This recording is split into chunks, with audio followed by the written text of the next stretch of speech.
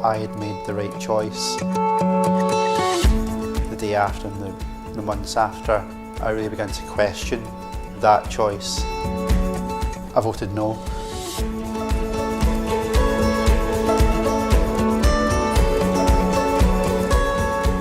I've always been quite sort of left. As the years go on, I'm becoming even more socialist, becoming even more left. There was a massive influx of new information in the final months that's really pulling at you from different sides, you know. We are talking about a big change in the British Constitution. It's like home rule within the United Kingdom. This idea of like a new federalised UK with a more powerful Scottish government. English votes for English laws requires a decisive answer. It was the view of Westminster that the Scottish question had been settled and it was to be brushed aside. To find out that what you'd thought was going to happen kind of didn't materialise. That was really tough. Labour definitely took Scotland for granted.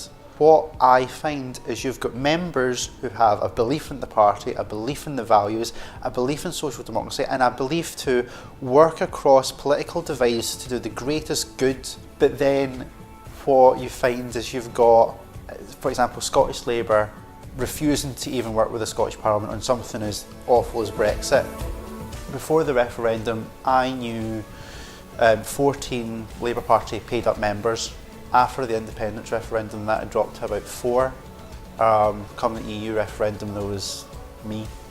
I can't vote for Labour anymore. They're not doing what's best for the country. The outcome for Scotland within a UK outside the EU seems pretty bleak.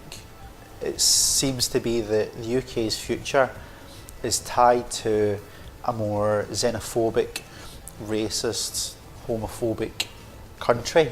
Do we want it to be in the EU progressive and one of the biggest, trade blocs in the world, or go with the UK and be hand in hand with Trump and, like the president of Turkey? Who do we want to stand with? What does that say about Scotland?